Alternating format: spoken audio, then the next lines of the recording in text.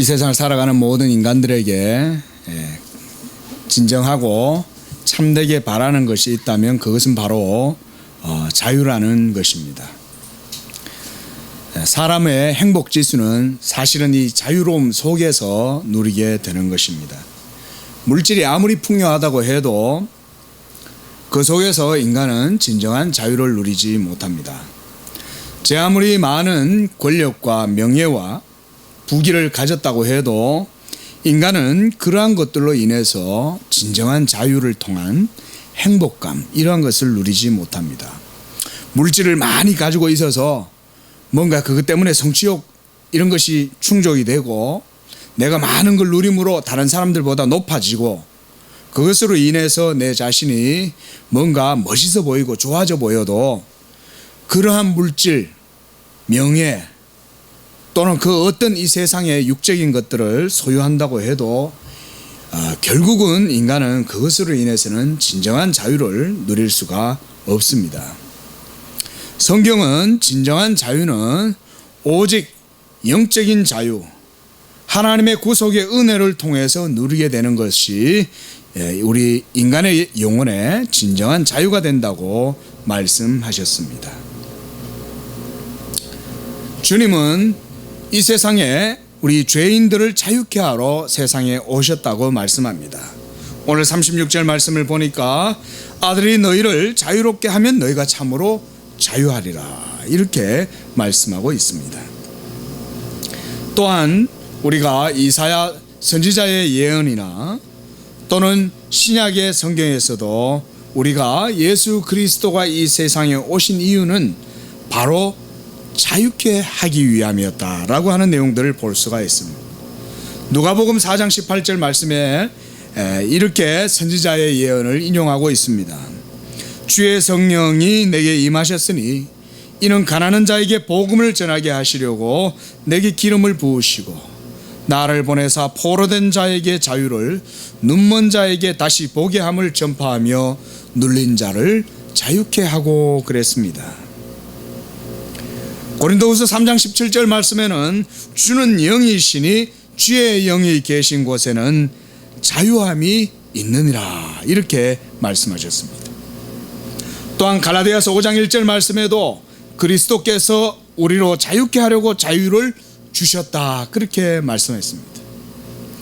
또한 동일하게 갈라디아서 5장 13절에도 형제들아 너희가 자유를 위하여 부르심을 입었다, 이렇게 말씀하고 있습니다. 이처럼 성경은 예수 그리스도께서 이 세상에 오신 그 주된 목적 가운데 하나가 바로 우리를 자유케 하려고 우리에게 오셨다는 것입니다.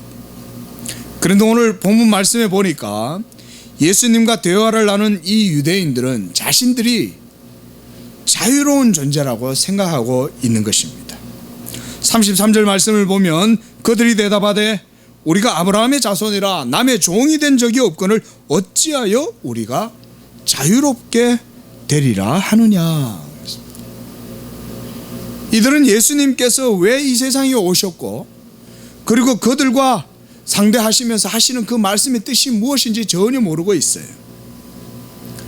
여러분, 이것은 우리에게도 마찬가지입니다. 여러분들 자신들에게도 마찬가지입니다. 여러분들에게 있어서 자유라고 하는 것이 무엇인지 이 말씀을 통해서 한번 곰곰이 생각해 보시기 바랍니다. 나는 진정 자유로운가? 내가 진짜 자유를 누리고 그 자유 속에서 행복해 하느냐? 누구든지 자유롭지 못하면 항상 부담스럽습니다. 여러분, 결혼하면 자유롭습니까? 아니죠? 결혼 안 하신 분들이 계셔서 죄송합니다. 결혼하신 분들의 대부분의 의견을 들어보면 자유롭냐 결혼하면 처음에 사랑해서 결혼하는 것 같지만 결혼해놓고 나면은 여러 가지 많은 속박되는 것들이 많아요. 사랑스러웠던 그 아내의 꾀꼬리 같은 소리가 음성이 한 3년 정도 지나고 나면 아침에는 아주 시끄러운 막 소리로 이제 들리기 시작합니다. 그렇죠? 이제 막 바가지 긁는 소리, 무슨 던지는 소리, 일어나서 뭐 해라 이러고 빨리 나갔다 빨리 들어와라, 뭐 사와라, 두부 사와라, 야단합니다. 진정한 자유. 결혼해도 여러분 진정한 자유를 누리지 못합니다.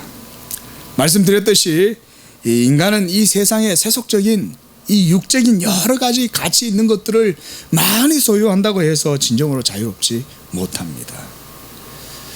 그런 육적인 것뿐만 아니라 정신적인 것을 추구해도 인간은 자유롭지 못하다는 사실이에요.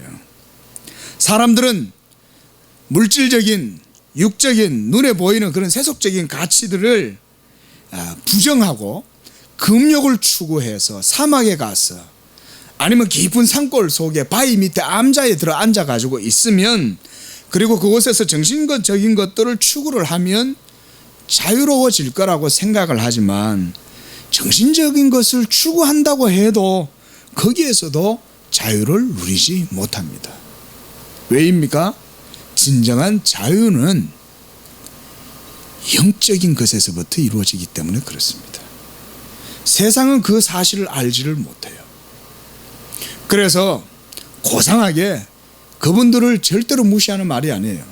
깊은 암자에 가서 목탁 소리 들으면서, 새소리 들으면서, 계곡에 흐르는 물소리를 들으면서 얼마나 좋습니까? 생각만 해도 멋있잖아요. 그죠? 예? 템플 스테이 이러면서 멋있게 광고도 하잖아요. 그런 광고 들어보면 마치 그거 가가지고 한번 참여해갖고 자유를 누리고 싶은 느낌이 싹 옵니다.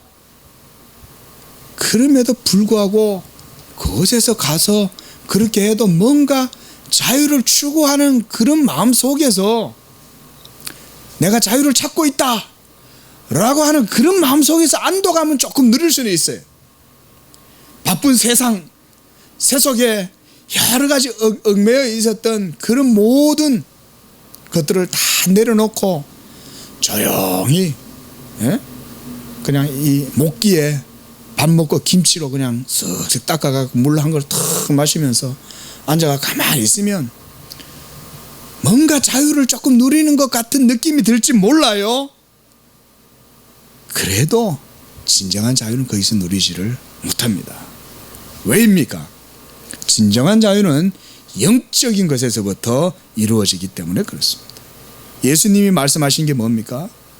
사람이 거듭나지 아니하면 하나님 나라를 볼 수 없다 그랬습니다. 영적으로 거듭나지 않으면, 새로 태어나지 않으면 하나님 나라를 맛볼 수도 없고 볼 수도 없고 누릴 수가 없다 그랬어요. 영적인 진정한 자유는 오직 심령이 거듭남으로 말미암아 이루어지는 것입니다. 31절 말씀 오늘 본문에 보니까 예수님이 이렇게 말씀합니다. 너희가 내 말에 거하면 그랬습니다. 영적인 것은 바로 이런 것입니다. 영적인 것은 뭔가 어떤 은사적이고 신비적이고 뭐 그런 것들을 뭔가 어떤 초월적인 어떤 의식을 경험하거나 환상을 보거나 뭔가를 그런 어떤 비인격적인 어떤 사실들을 막 접하거나 뭐 이런 것이 영적이 아닙니다. 예수님의 말씀을 듣고 그 말씀을 믿고 그 말씀을 의지하고 그래서 어린아이 같이 그 말씀 안에 거하는 것, 이것이 바로 영적인 것입니다. 그래서 우리는 영적인 것을 그 자체로 도덕적인 것이라고 보는 거예요. 어떤 은사주의자들이나 어떤 신비적인 체험을 강조하는 사람들에게서 여러분 도덕성을 발견하기가 쉽지가 않습니다. 뭔가 기도를 뜨겁게 하고 깊은 산속에 들어가서 소리를 지르면서 막 모여가지고 공동체 생활을 하는 것 같고 하지만 그들은 사회성을 발견할 수가 없어요. 세상 속에 나아가서 도덕적 삶을 실현하고 도덕적 삶의 가치를 추구를 하지 않아요. 그저 깊은 속에 들어가서 금욕하면서 세상과 단절하고 그 속에서 자기들만의 예배 속에서 뭔가 체험적이고 어떤 신비한 그런 것들을 추구하고 은사를 경험하면 그것이 영적인 것이라고 착각하는 거예요. 그런 것은 영적이 아닙니다. 그래서 여러분 원래 진짜 은혜를 받고 영적으로 사람이 영적인 사람이 되고 그런 사람들이 도리어 이 세상에서 가장 도덕적이고 건전한 삶, 이 세상에서 하나의 사회의 구성원으로 세상에 빛된 그리스도인으로 살아갈 수가 있는 거예요. 그런 사람이 영적인 사람이에요. 내 말에 거하면 참으로 내 제자가 된다 그랬습니다. 예수님의 제자. 주님이 자신을 따르는 많은 사람들에게 이렇게 말씀하셨죠. 너희가 내 제자가 되려면 자기 십자가를 지고 나를 따라오라 그랬습니다. 내 멍에는 쉽고 가볍다 그랬습니다. 그리고 자기 십자가를 지고 자기를 부인하고 나를 따라와서 내게 배워라 그랬습니다. 그게 바로 예수님의 제자입니다. 한국교회 제자훈련 하지만 제자훈련은 사실은 조금 특수한 기능적인 의미가 있어요. 사실은 그러나 예수님이 말씀하신 제자가 되고라고 하신 이 말씀은 보편적인 의미라고 봐요. 모든 예수 믿는 사람들은 다 예수님의 제자가 돼야 돼요. 왜냐하면 누구든지 예수 그리스도의 구속의 은혜 속에 살아가지 않고는 예수님의 제자가 될 수 없기 때문에 그래요. 그래서 특별히 누가 제자다 이런 게 없어요. 모든 예수 믿는 자들은 다 예수님의 제자예요. 그렇다면 우리가 예수님의 제자가 되어서 예수님께 배우는 것이 무엇입니까? 다른 거 아닙니다. 오직 예수만이 진리요, 그 예수를 믿음으로 내가 또한 그 안에 거하게 되고 그를 믿음으로 그의 진리를 배우고 그를 알므로 내 영혼이 자유케 되고 내 영혼이 자유케 되면 하나님을 사랑하게 되고 하나님을 사랑하게 되면 하나님 안에서 자유하게 되고 그리고 그 자유로 말미암아 나를 위하여 쓰는 것이 아니라 그 자유로 인하여 이제는 죄에게서 종노릇 하던 것이 그치고 이제는 의의 종노릇 하고 그로 말미암아 하나님의 영광을 위하여 살아간다 그랬습니다. 갈라디아서 5장 13절 말씀에 보면 너 형제들아 너희가 자유를 위하여 부르심을 입었으나 그러나 그 자유로 육체의 기회를 삼지 말고 오직 사랑으로 서로 종노릇하라. 여러분 진짜 능력 있는 그리스도인 누굽니까? 진짜 능력 있는 그리스도인은 복음의 자유를 진정으로 깊이 아는 사람이 진짜 능력 있는 사람이에요. 예배 전에 우리 전도사님하고 얘기하다가 전도사님 허리가 좀 편찮다 그래서 내가 전도사님 내가 한번 안수기도 한번 해줄까? 내가 농담삼아 그런 얘기를 했습니다. 여러분 하나님께서 병을 고쳐주시겠지만 여러분 진정한 자유는 복음의 진정한 능력은 여러분 그런 것 속에 물질적인 어떤 물리적인 것 속에 있지 않습니다. 본질적인 그런 능력은 바로 예수 그리스도의 복음으로 자유케 되는 것 거기에 있습니다. 여러분 자유해 보십시오. 여러분 주변의 삶의 바운더리에 여러분들의 관계에 여러분들의 손이 맺고 여러분들의 관계성이 도달하는 그 범주 속에 있는 사람들에게 여러분이 복음의 효력을 드러내게 됩니다. 자유함이에요. 경건의 능력이 다른 데 있지 않아요. 예수 그리스도께서 우리에게 주신 이 자유를 깊이 누림으로 그것으로 우리가 복음의 능력을 발산하는 거예요. 그리고 그 능력은 훅 하면 뭔가 뒤로 자빠지고 막 이런 게 아니에요. 그 능력은 서두에 말씀드렸듯이 도덕적인 것이에요. 그리고 여러분들이 이 세상 가운데 나가서 세상 속의 그리스도인으로 빛을 드러내는 그런 능력이에요. 32절 말씀 진리를 알지니 진리가 너희를 자유롭게 하리라 그랬습니다. 이 진리가 무엇입니까? 진리가 너희를 자유롭게 한다. 고린도후서 3장 17절 말씀에 주는 영이시니 주의 영이 계신 곳에는 자유함이 있다 그랬습니다. 여러분 자유의 본질은 하나님의 성령의 내주하심, 역사하심 속에 있습니다. 성령이 계시지 않는 곳에는 자유함이 없어요. 예수 그리스도의 복음이 진실로 참되게 역사하는 바로 그곳에 주의 영이 반드시 역사합니다. 여러분 예수님께서 이 세상에 오셔서 모든 구속의 사역을 다 행하시고 이루셨을 때 그 구속의 열매가 우리에게 어떻게 주어졌습니까? 예수 그리스도께서 행하시고 이루신 그 모든 구원의 사역, 구속의 역사의 열매는 바로 성령을 우리에게 부어주시는 데 있어요. 여러분, 우리 구속사적으로 볼 때 성령의 임재, 오순절 성령의 임재하시는 이 강림 사건은 바로 이와 같은 구속사적 성취의 관점에서 봐야 돼요. 성령이 임하시니 예수 그리스도가 행하신 그 모든 구속의 열매를 이제 성도들이 먹고 누릴 수가 있게 된 거예요. 그래서 우리가 이 구속의 열매를 프루이라 그래요. 열매, 성령의 열매. 이 성령의 열매를 먹는 자들은 자유로움을 누리는 거예요. 예수님이 행하신 그 모든 구속의 사역들은 바로 이와 같은 것입니다. 그런데 우리 사람들은 그렇게 생각하지 않아요. 33절 말씀처럼 유대인들은 자신들이 육적으로는 아브라함의 자손이라, 우리들은 언약의 자손들이다, 우리들은 하나님의 자손들이다 라고 말했지만, 성경은 육적인 아브라함의 자손들이 다 아브라함의 자손이 아니요, 오직 약속의 자녀만이 약속의 씨다 그랬습니다. 그래서 사도 바울은 이것에 대해서 갈라디아서와 로마서 이런 곳에서 육적인 아브라함의 자손들이 다 아브라함의 자손이 아니요, 할례 받은 자들이 다 할례 받은 자들이 아니다. 할례를 받았다고 해서 아브라함의 자손이 아니라 마음으로 할례를 받아야 그것이 진정한 아브라함의 자손이라고 말씀하는 거예요. 갈라디아서 4장 말씀에 보면 4장 22절에서 26절 말씀, 거기에 보면 사도 바울은 두 여자 비유를 통해서 진정한 자유에 대해서 말합니다.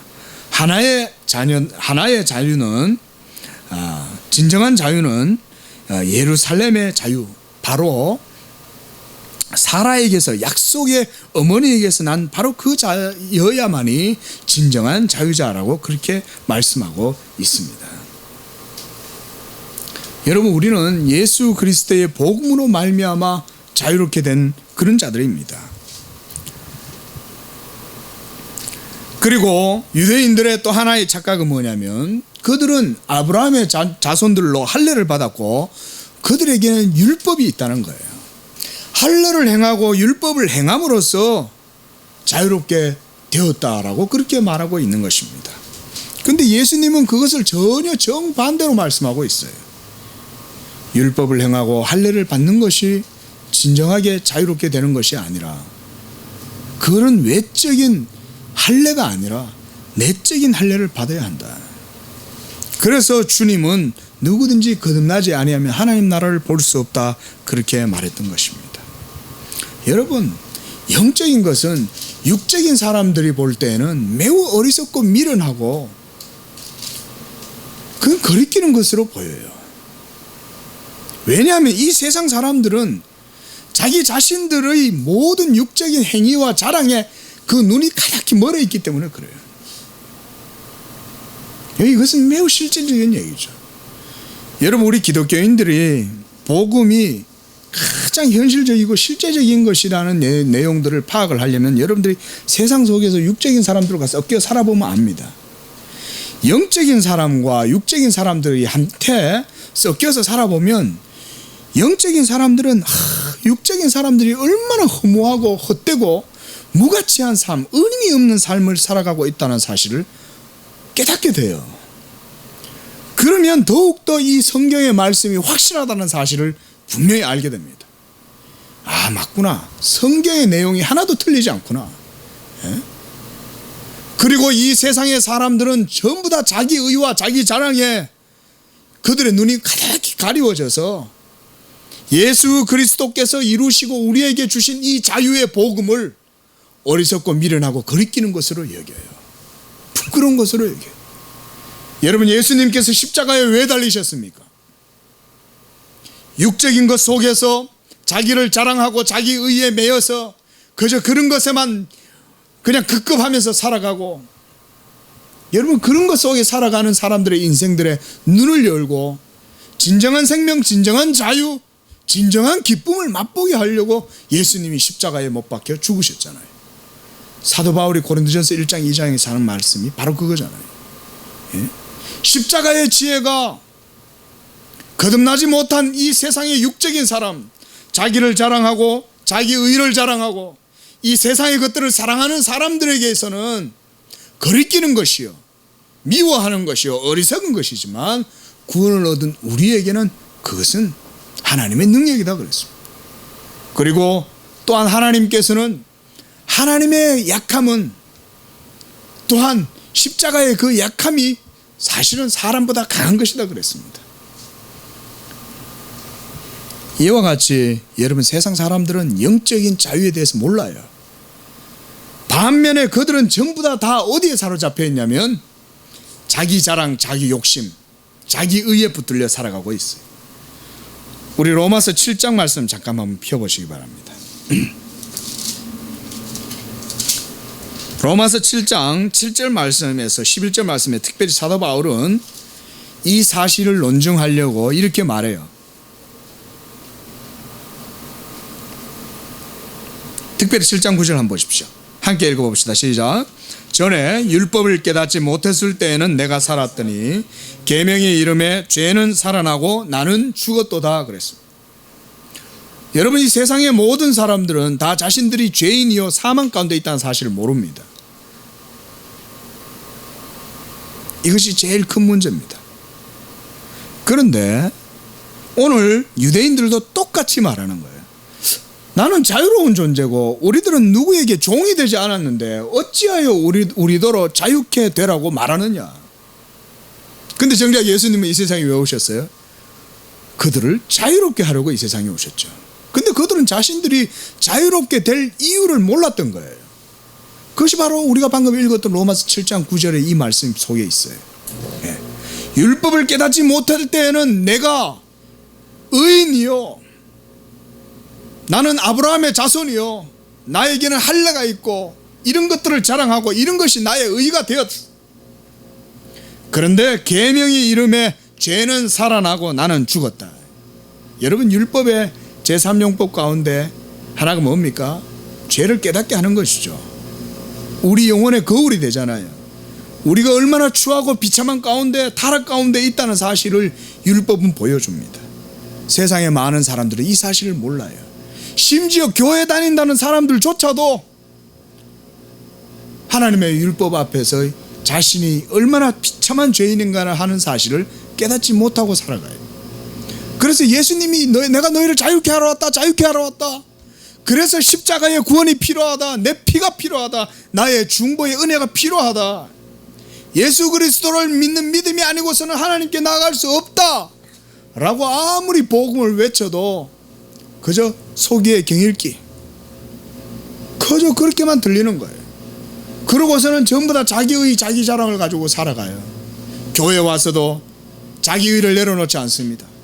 교회 와서도 이 세상의 자랑을 내려놓지 않습니다. 내가 이 세상에서 공부 얼마나 하고 지혜롭고, 나는 이 세상에서 얼마나 많이 노력해서 돈을 벌었고, 이런 것들만 자랑하는 것이죠.